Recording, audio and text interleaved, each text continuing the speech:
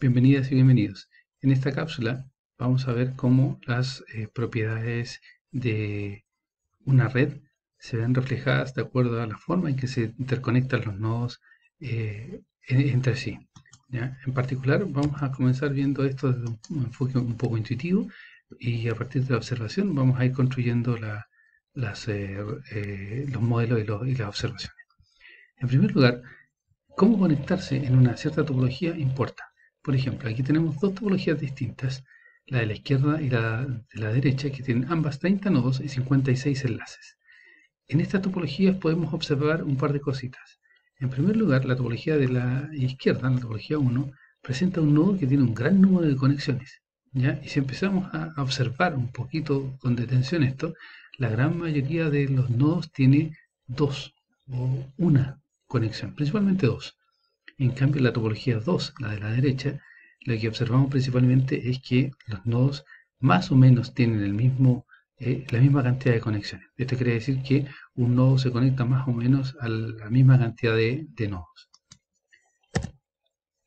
Esto es fácil de inferir después de un rato cierto de entrenamiento, pero esto es cuando uno puede ver las topologías y esto corresponde a topologías pequeñas. Si tomamos un poco de topología un poquito más grande, como las topologías de acá con 197 o con 500 nodos, donde hay ya más de 200 enlaces, en realidad estas propiedades no son observables a simple vista. Entonces vamos a necesitar mecanismos, vamos a necesitar alguna herramienta, algunas métricas que nos digan, miren, ¿sabe? Estas propiedades esenciales de la interconectividad de los nodos se pueden ver reflejadas con esta métrica. Entonces, lo primero que vamos a hacer, vamos a volver a las redes chicas que teníamos, a las redes de 30 nodos y 56 enlaces, y vamos a observar un par de cosas. En primer lugar, esa observación que vimos de que había un nodo, que tiene una gran cantidad de enlaces, se observa acá, ¿ya? Se observa acá cuando yo introduzco el concepto de distribución de los grados. La distribución de los grados me dice, me da una idea de cuántos, de cómo está eh, distribuida ¿ya? El grado de cada uno de los nodos. De otra manera, yo puedo contar, por ejemplo, cuántos nodos en esta topología hay de grado 0, de grado 1, de grado 2, de grado 3, etc. Y eso es lo que grafico acá. ¿Ya? Están las cuentas por el grado. Entonces veo que este nodo me aparece acá, con un grado de 15. Veo que hay muchos nodos, lo que habíamos dicho antes, con grado 2, que son reflejados ahí en verde. En cambio, en esta topología de la derecha, lo que veo es que no hay ningún nodo con un grado superior a 15, por ejemplo, del total. ¿Ya? Y más o menos todos tienen entre, digamos, 2 y 5 nodos a los cuales se conectan. Ese es el grado que tiene. ¿Ya? Entonces, ¿cómo definimos la distribución de grados? La distribución de grados es la probabilidad de que un nodo elegido al azar en una topología tenga el grado K. Esto en la práctica, si me dan una topología como esta acá, yo lo calculo, por ejemplo, veo el grado 0. ¿Cuáles tienen grado 0 en esta topología? Ninguno. ¿Cuántos tienen grado 1? Es solamente ese de ahí. ¿Cuántos tienen grado 2? Ese y ese. Son 2. ¿Cuántos tienen grado 3? Ese de ahí. Dividimos por el total de nodos 4 y me da esta distribución de probabilidad aquí. Aquí vemos que todos tienen grado 2, por lo menos me da esa distribución de acá. ¿Cuáles son las distribuciones más observadas en las topologías de red? Son básicamente dos, ¿ya? Pero la práctica es básicamente una.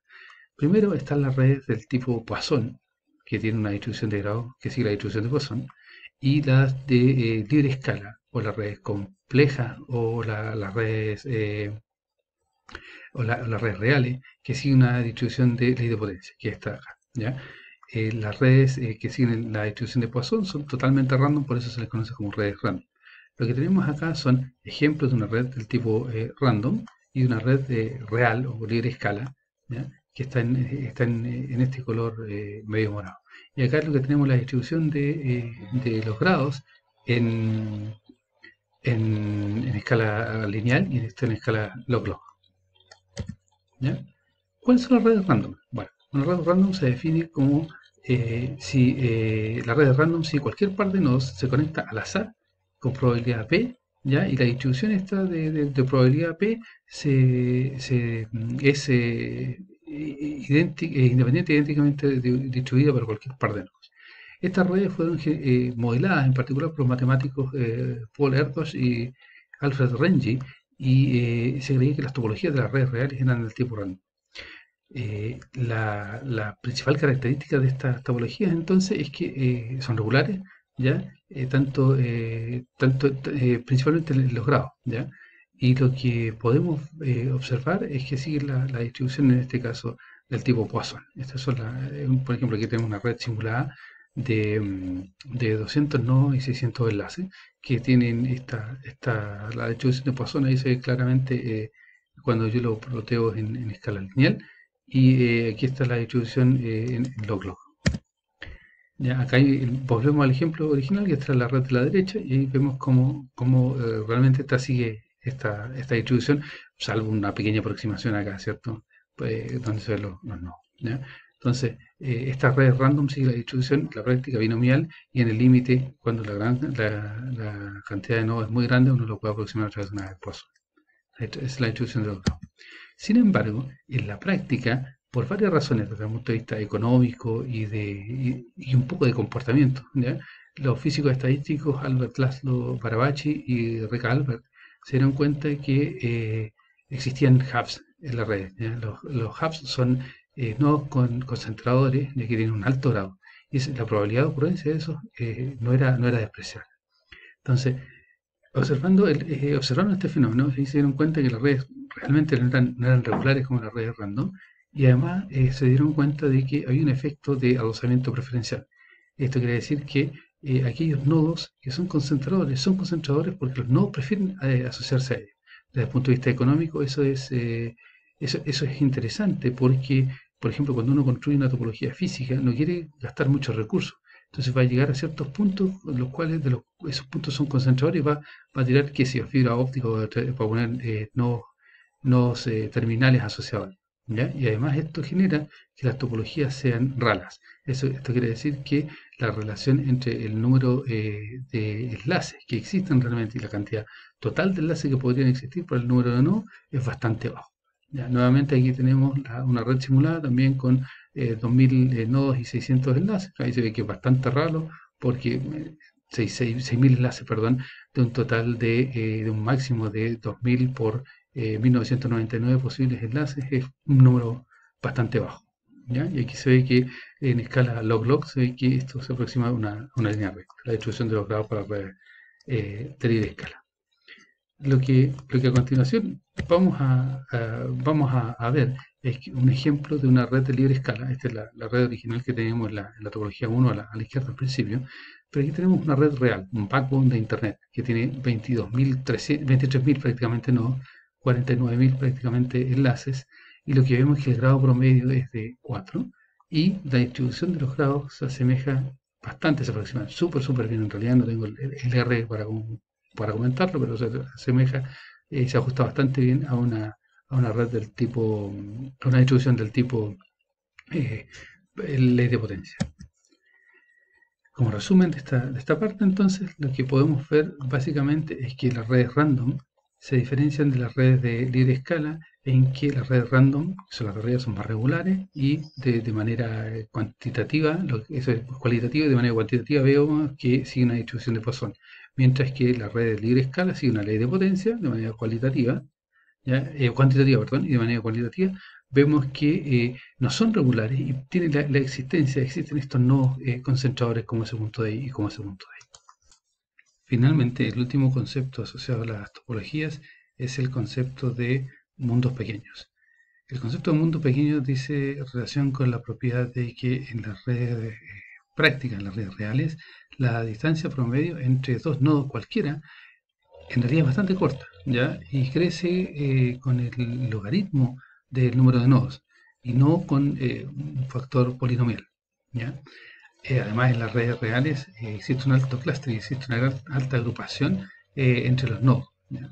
Esto quiere decir que no se observa una red tan regular como una malla, pero tampoco una red random como las redes que ya se mencionó que no eran prácticas, sino que existe este concepto de un mundo pequeño que va un poco asociado a una transición entre algo súper regular y una red totalmente random como son las redes, al azar, como son las redes random.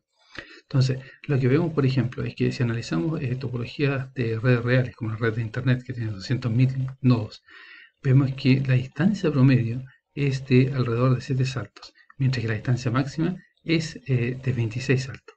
Esos valores son muy pequeños considerando el número total de nodos que hay en la red. Lo mismo, si miramos unas redes sociales como las redes de actores que tienen 700.000 nodos, la red de citaciones académicas en este caso investigadores que tienen 700.000 y 450.000 nodos, las distancias máximas que encontramos son 14 y 42 saltos, respectivamente. Esos de nuevo son muy pocos, el valor es despreciable con respecto a esto, y las distancias promedio son de 4 y 12, ¿ya? Que también son muy bajas. Entonces ese es el concepto de mundo pequeño, es la distancia se hacen bastante pequeñas comparado al tamaño de la red. Esto es lo que se observa, de acuerdo a la teoría, en las redes random. ¿Qué pasa en las redes que son del tipo libre escala, ¿ya? O redes complejas? Bueno, en ese caso, lo que observamos es que el comportamiento es aún más interesante porque los mundos se hacen aún más pequeños. ¿Cómo obtenemos en el fondo la caracterización de que si una red es compleja, es del tipo mundos pequeños o no? Simplemente lo que tenemos que hacer es calcular todas las distancias entre todos los pares de nodos, lo que lleva un montón de tiempo de cálculo, y ahí lo que tenemos que hacer es calcular la distribución de las distancias, ¿ya? Y se define igual que de manera análoga a la distribución de los grados, es la probabilidad de que un par de nodos cualquiera, ya elegido al azar, estén separados a una distancia d, y es la distribución de distancia. Lo que vemos acá entonces es que en verde hay distintos casos ya de redes random, de 100 nodos, de 10.000 nodos y de 1.000.000 de nodos. Y en este caso lo que vemos es que la distribución está bastante cargada a valores pequeños, alrededor del 5, el valor máximo, alrededor del 10 y alrededor del 12, 13 en el caso de 1.000.000 de nodos. Pero vemos que para las redes de libre escala, ¿ya? Que son estas de acá, estos dos casos, cuando una tiene una pendiente, cuando hacemos la distribución de grados en logro de 2,1 y cuando tiene una pendiente de 2,3, mientras más chica es la pendiente, vemos que los mundos se hacen mucho más pequeños en el sentido de que la distribución de las distancias están cada vez más cercanas a cero, lo que hace que se acerquen se acerquen las cosas, ¿ya? Y desde el punto de vista de la topología, la respuesta a esto nace en los hubs. Los hubs hacen que uno se acerque más a los distintos extremos de la red, porque al conectarse entre hubs uno barra mucha distancia y normalmente los hubs conectan puntos que son terminales en la topología. Con esto terminamos lo que es esta cápsula.